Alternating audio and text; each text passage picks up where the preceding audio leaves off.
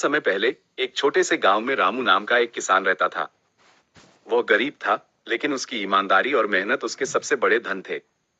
उसके पास एक छोटा सा खेत था, जहां वह दिन रात पसीना बहाता था। उसकी एक प्यारी गाय थी, जो उसे दूध देती थी, और कुछ मुर्गियां थी, जो उसके परिवार के लिए अंडे देती थी। रामू का सपना था कि वह अपने खेत को इतना बड़ा और समृद्ध बनाए कि उसके परिवार को कभी किसी चीज की कमी न हो। लेकिन रामू की गरीबी उसके सपनों के रास्ते में एक बड़ी बाधा थी। उसके पास नए बीज या अच्छे उपकरण खरीदने के लिए पैसे नहीं थे।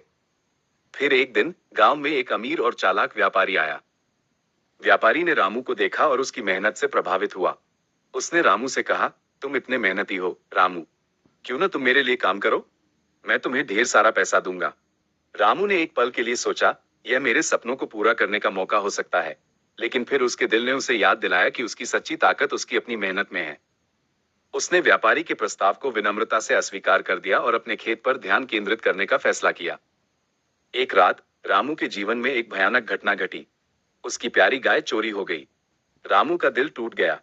उसकी मेहनत का सहारा छीन लिया गया था। वह दुखी था, लेकिन उसने हार नहीं मानी।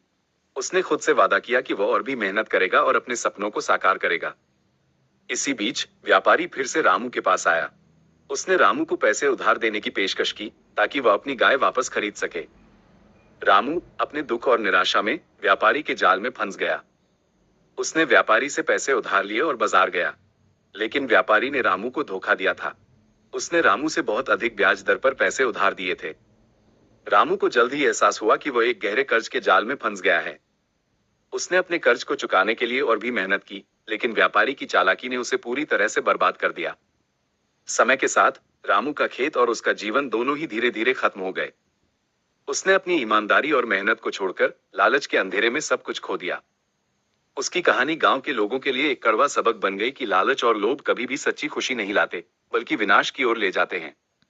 संदेश: ये कहानी हमें सिखाती है कि हमें कभी भी लालच और लोभ के आगे नहीं झुकना चाहिए। सच्ची सफलता ईमानदारी, मेहनत और संतोष से मिलती है। हमें अपनी क्षमताओं पर विश्वास रखना चाहिए और कभी भी हार नहीं माननी चाहिए।